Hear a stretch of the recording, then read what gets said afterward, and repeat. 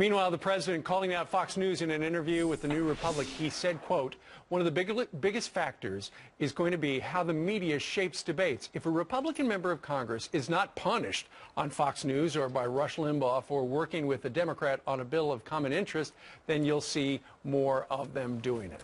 Oh, really?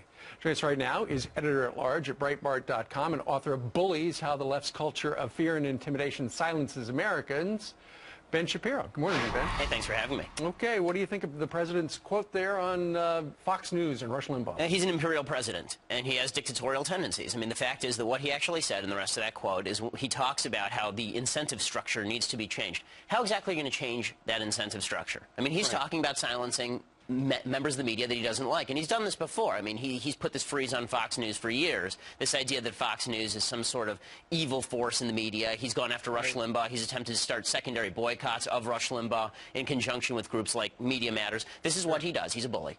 You know, he just wants a media pass. And Fox News is challenging the president and his policies, and that's what the media is supposed to do.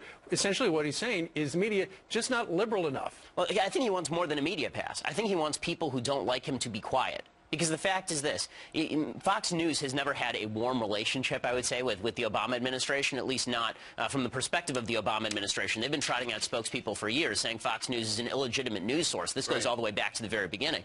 And what he's attempting to do now, when he says change the incentive structure, that should be scary language for any American who believes in the First Amendment on a fundamental level. All right. Meanwhile, the President of the United States sat down for an interview with 60 Minutes, sitting right next to Hillary Rodham Clinton, his Secretary of State, whose last day is Friday. What did you make of this love fest? Oh, yeah. I mean, there was so much love in the room. There was so much purple love in the room that it really should have... This wasn't 60 Minutes. This was 60 Shades of Grey.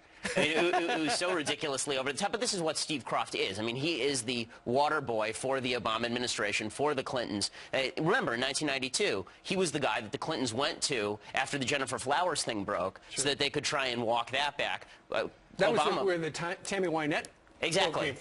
And Obama, during the Benghazi scandal, he went to Steve Kroft, and Steve Kroft made sure that there was a little clip where Obama said he wasn't sure if it was an act of terror that was cut out of that interview, and that was only released much later. Steve Kroft did ask one hard question about Benghazi, but then when they started to skate, there was no follow-up that we saw. Exactly. And then that's what it was all about. I mean, even Politico, which is, again, an outlet friendly to the administration, says Steve Kroft is the favorite guy when it comes to who is going to interview President Obama because he can give expansive answers without having to worry about any sort of repercussions. Interesting stuff. All right, Ben Shapiro from Breitbart.com. Thank you very much. Thanks so much.